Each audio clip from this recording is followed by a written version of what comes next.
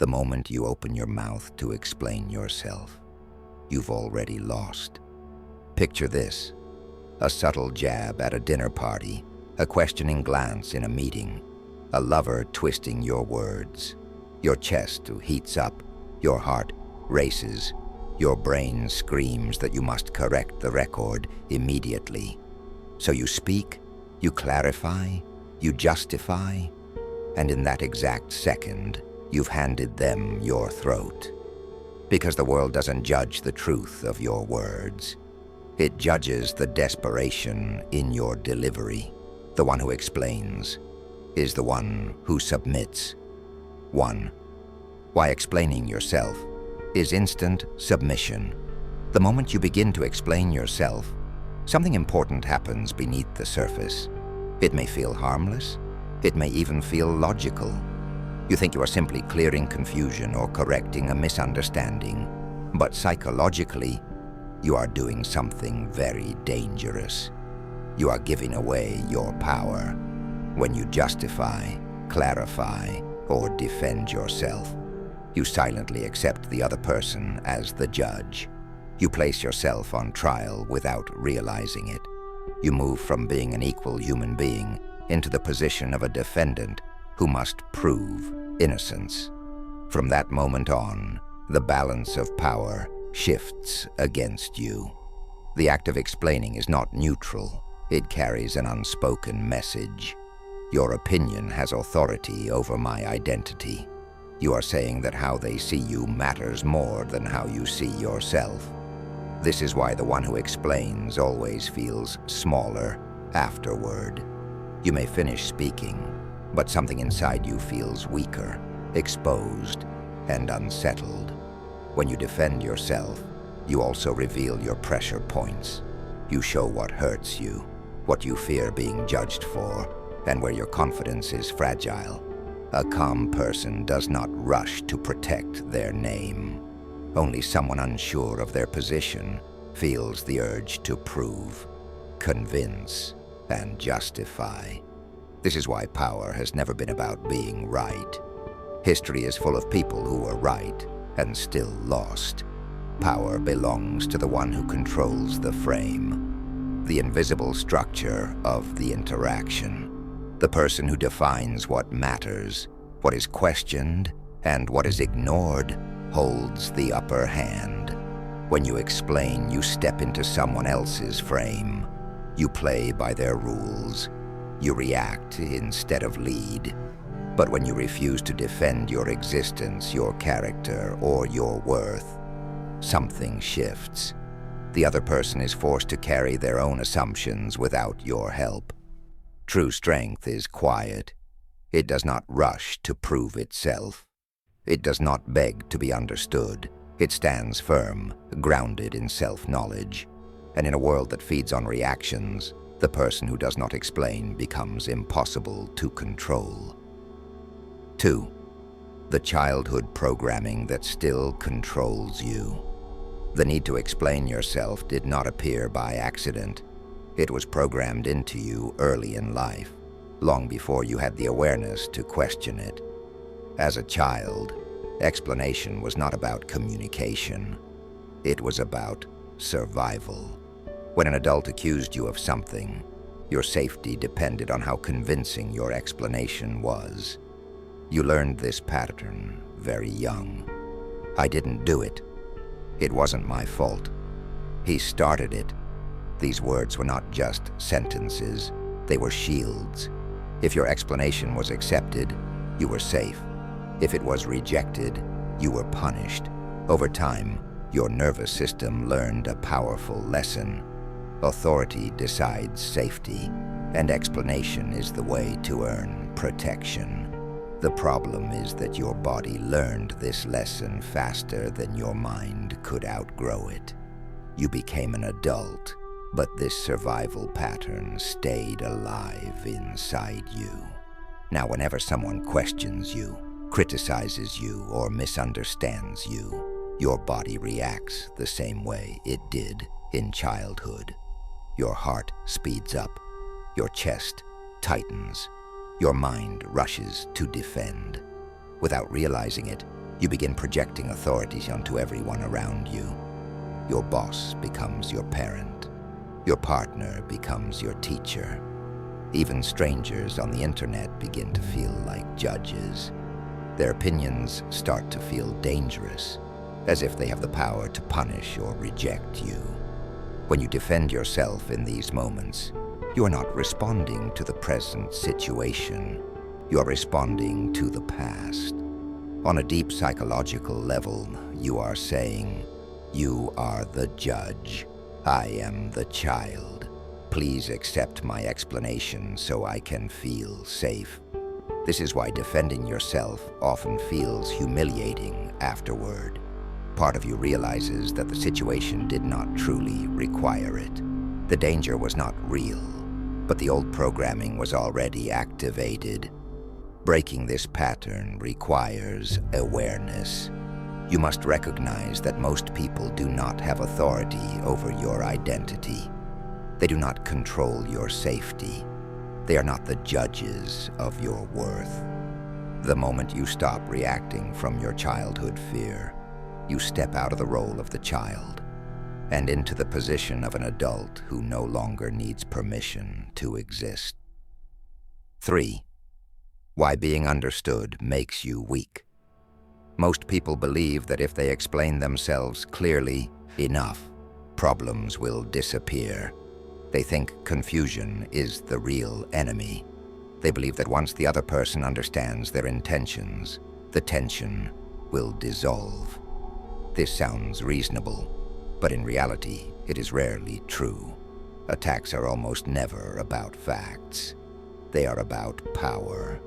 When someone questions you, accuses you, or criticizes you harshly, they are often testing your position. They want to see if you will stand firm or collapse into explanation. The moment you start explaining, you confirm that their attack has power over you. Being understood feels comforting, but it comes at a hidden cost. When you chase understanding, you place your emotional stability in someone else's hands. You send a quiet message. If you don't understand me, I am unsettled. If you approve of me, I feel safe. This dependence is what weakens your position. Respect works differently from understanding. Respect does not require agreement. It does not require emotional closeness. It only requires consistency and certainty. This is why powerful figures are not constantly explaining themselves. Kings do not pause to justify their decrees to every citizen. Lions do not explain their hunts to the animals they chase. Their authority comes from clarity of position, not from persuasion. The more you explain, the more you invite debate.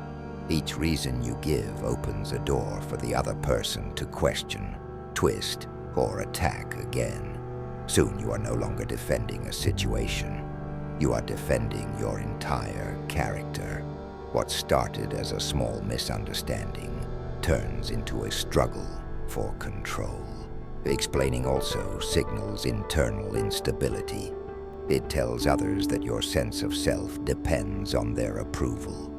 People may not consciously realize this, but they feel it. And humans are instinctively drawn to certainty. They trust those who appear grounded in who they are, not those who rush to prove it. Strength is not loud. It does not beg to be understood. True confidence rests in self-knowledge. When you know who you are, you don't need others to confirm it. And paradoxically, the less you chase understanding, the more respect you naturally command. 4. The illusion of the courtroom. Here is a truth that most people never stop to question. The courtroom you feel trapped in does not actually exist. There's no real judge watching your every move. There's no jury waiting to decide your worth. What feels like a trial is often nothing more than your own perception of reality. When someone accuses you, criticizes you, or questions your behavior, your mind instantly creates a courtroom scene. You feel as if a case has been opened against you. You prepare your defense. You search for evidence. You replay events in your head, trying to prove that you are right and that you did nothing wrong. But all of this is happening inside you, not in the real world. In truth, most accusations are simply opinions. They are shaped by the other person's emotions, experiences, and insecurities. They are not facts carved in stone. Yet when you treat these opinions like official sentences, you give them far more power than they deserve. You allow someone else's perspective to define your emotional state. The moment you stop seeing accusations as judgments, something changes. A harsh comment no longer feels like a verdict. It becomes just another sound passing through your awareness. You can hear it without carrying it. You can notice it without obeying it. This is called the horn effect. This shift is the dark twin of the halo effect. Instead of reacting, if someone's shoes are scuffed, you gain space, or their posture is slouched, space to choose. People unconsciously conclude they are lazy, incompetent, space or untrustworthy. Whether a comment, a single visible flaw, creates an invisible chain reaction in perception. Most of the time it deserves nothing at all. The world sees you opinions are everywhere before you even if you try to answer all of them. This is why appearance is not just your vanity. It is a survival strategy. Their frustration. The world punishes the look of poverty because it signals weakness. That does not make when you present yourself as diminished, it makes slumped, disorganized. When you realize that the courtroom is an illusion, you're giving others a shortcut. You step out of a role dismiss you never needed to. You're handing them the verdict. You are no longer this person is not worth my attention, my time. You become an observer, my resource, grounded in your own and they will act on it. And once you stop treating the horn effect, authority does not wait. It loses the power to it acts on assumptions. Consider this. 2 men apply for the same opportunity. The ultimate one walks in wearing a tidy pressed when you choose not to react, shoes, something very carries himself with confidence, not inside you. The other walks in with worn clothes, fidgeting hands, silence, and creates a psychological vacuum. Even if the second man is smarter, familiar rhythm, more talented, or more capable, and most the first man will often be favored by that emptiness. Why? Because the mind prefers short people expect. It sees the confident exterior and assumes competent explanation. It sees the diminished exterior reaction and assumes when none of that comes. This is brutal, unfair, and invisible. The silence feels like a rupture in the horn effect also spreads beyond individuals that the usual rules. If you're surrounded by others who look defeated, lazy, or impoverished, the same negative assumptions to the ones attached to you. Unable to tolerate humans judge by association. They often begin the company you keep can amplify or diminish your perceived value. They soften. Surround yourself with those who radiate power. They back discipline and success. Sometimes they even apologize. Rubs off on in trying to regain surround control. Yourself. They reveal those who embody scarcity. The person who was attacking starts to crumble. And you not because you fought perception, but because you refused to play the game. You must control your image meticulously because it gives nothing away.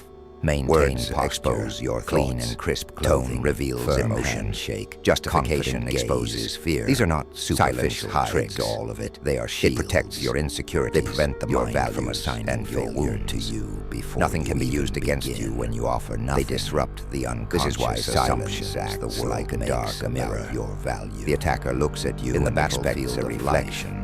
The smallest visual details can determine their anger becomes louder and who is overlooked. Their words appear heavier first line without your reaction to absorb. It is attention, insurance. They are forced to sit in their own emotional chaos. By mastering silence does prevent negativity from spreading. Confusion. You ensure it is not a voice dismissed before it is choice. It is control over your energy. Even notice. It shows that Machiavelli understood this instinctive pressure. Perception. You decide when to speak, and more importantly, and the horn effect too, is the invisible enemy to reactions. The silence stands out.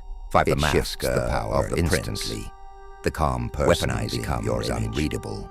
And Machiavelli taught that the world does not reward honesty or authenticity. 6. It rewards when you speak. Your appearance, your body language, your voice. The way you carry yourself. There are moments when silence alone is not enough to the world. A word must be said. Speak a single response is expected. This is where the mask situation comes in. Acknowledgement. It is the art of controlling. But this is where most people make a critical mistake.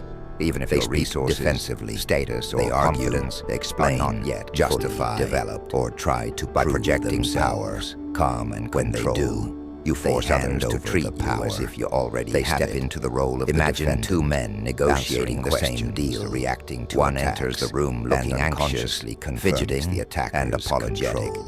The other Machiavellian calm is different. Standing when you tall, must speak, making eye contact without fear. Instead, even if both have identical skills and instead of resisting the second of their attacks, the deal. You redirect it. Why? You pull the energy towards respond to signals using verbal. They respond to presence. You do not. They respond to the mask. You guide the conversation. The mask without is not giving away your position. It is framing. For example, it is the visual and behavioral code that says, selfish. I am in control. The immediate natural I am worth your attention. Defend. I am not to be underestimated. I helped you yesterday. The mask of the prince. I've done so much for survival.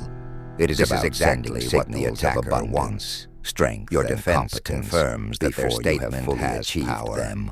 That your stability depends on their approval. Strategy. You have stepped into their judges by sight first. Instead, it assumes capability based on visual and behavioral cues. Then you respond when you dress carefully, neutral. Maintain posture, shifting, speak slowly and deliberately, interesting, move with calm confidence. That way, you are not. Notice what happens here.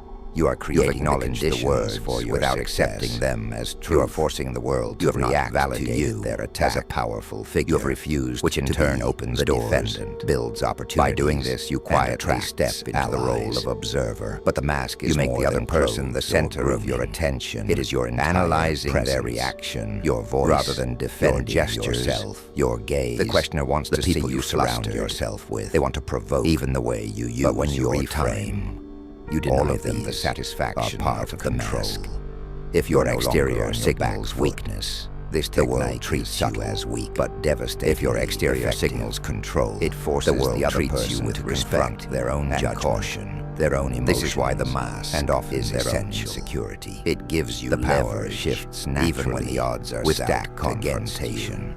You do not wear this mask. You do not explain. You simply exist, understand, grounded and steady. Identify your strength, speak louder than words ever vulnerabilities. Speaking on this way is a demonstration of mastery. It shows that you control the interaction, that you define the frame. Whoever asks the questions does not automatically hold the power, unless you let them. By refusing to defend and learning to reframe, you reclaim authority over yourself and the situation, turning attacks into mirrors and maintaining sovereignty over your reality. 7. Agree without accepting shame. There is a subtle, almost counterintuitive truth in human interaction. Sometimes agreeing can be far more powerful than resisting. It may seem like giving in is a sign of weakness, but in reality, it can be a demonstration of control, confidence, and psychological mastery. The trick lies in what you agree to and what you choose to ignore. Consider this example. Someone says, "You messed this up." The typical reaction is defensive. "No, I didn't. The data was wrong. It's not my fault." This is the instinctual response. You fight, justify, explain, and defend. But what does this really do? It validates their attack, showing that their words have the power to affect your emotions and your identity. By defending yourself, you admit that their opinion matters more than your own stability. Now imagine taking a different approach. "You're right, I'll fix it." That's all you say. Short, calm, and factual. Notice carefully what you are doing here. You're agreeing with the action or mistake, not with the insult or the negative identity they tried to assign to you. They may have called you incompetent, lazy, or selfish, but you do not accept those labels. You only acknowledge the behavior that can actually be changed. This is a fundamental distinction. When you separate responsibility from identity, you take ownership of what is yours without giving away your core self. You admit a mistake, but refuse to accept the shame they tried to attach. This is how secure, grounded people operate. They know their worth. They know their flaws. They know mistakes happen. They handle criticism with calm and clarity. In contrast, insecure people feel threatened the moment they are criticized. Their first instinct is to argue, justify, or over-explain. They fight to protect their ego, to prevent others from seeing the cracks in their armor. This instinct might feel necessary, but it signals instability and weakness. Agreeing without accepting shame flips the power dynamic. The attacker expects resistance, but instead, they find calm acknowledgement. They see that their words do not control you. Their anger or aggression loses momentum. You disarm the situation without confrontation. You reclaim authority over your emotional state while still addressing reality. This technique is deceptively simple, but psychologically devastating. By agreeing only to the truth and ignoring the insult, you become untouchable in conversation. You show confidence, security, and self-mastery. And nothing signals high status more effectively than someone who is calm, responsible, and above the petty games of ego. 8. Becoming untouchable. Through self-knowledge. The ultimate secret of power and freedom in life is self-knowledge. Most people spend their lives trying to protect themselves from shame, criticism, or judgment. They defend, explain, and justify because deep down, they fear that some part of the attack is true. Whenever you feel the urge to argue, it is often because you sense that the words being said touch a hidden wound, a truth you haven't fully accepted about yourself. The moment you defend yourself, you reveal that the accusation has power over you, that it can shake your inner stability. But imagine a different approach. What if you truly accepted yourself? Every part of yourself, even the parts that are messy, flawed, or uncomfortable. This is what psychologists and philosophers call embracing your shadow. Your shadow is the part of you that you hide, deny, or feel ashamed of. It includes your selfishness, your anger, your mistakes, your weaknesses, and even your dark impulses. When you face these aspects honestly and integrate them into your understanding of yourself, you no longer fear exposure. Criticism, insult, or blame loses its edge because there's nothing hidden left for others to exploit. A man who knows himself cannot be embarrassed into submission. A woman who has accepted herself cannot be manipulated through shame. You stop being a fortress that must be defended at every turn. You stop needing to explain, justify, or prove yourself to anyone. When your inner foundation is solid, nothing outside can shake it. Your stability becomes independent of others' opinions. This level of self-acceptance transforms the way you interact with the world. You become untouchable, not through force or aggression, but through the quiet, unshakable authority of knowing yourself. Attacks pass through you without leaving a mark. Arrows of criticism become harmless because you already own what they are trying to use against you. You are transparent to yourself and impervious to the judgments of others. When you integrate your shadow, you also gain freedom. You are no longer bound by the fear of what others think. You stop carrying the emotional weight of their opinions. You stop playing the role of the child trying to appease authority figures projected onto your life. Instead, you move through the world like the wind, invisible to manipulation, impossible to contain, and unstoppable in your clarity. Becoming untouchable is not about arrogance or emotional coldness. It is about honesty, courage, and mastery over yourself.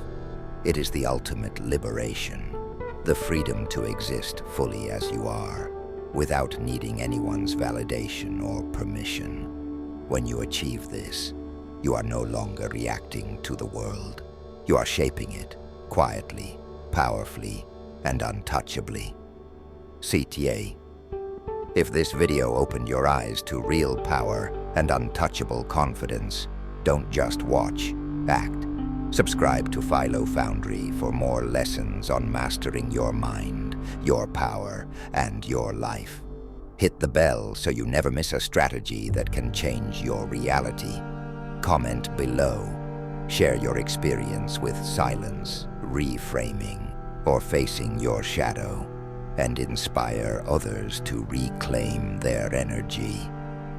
Remember, the world thrives on reactions. Don't give it one. Be untouchable. Be the wind.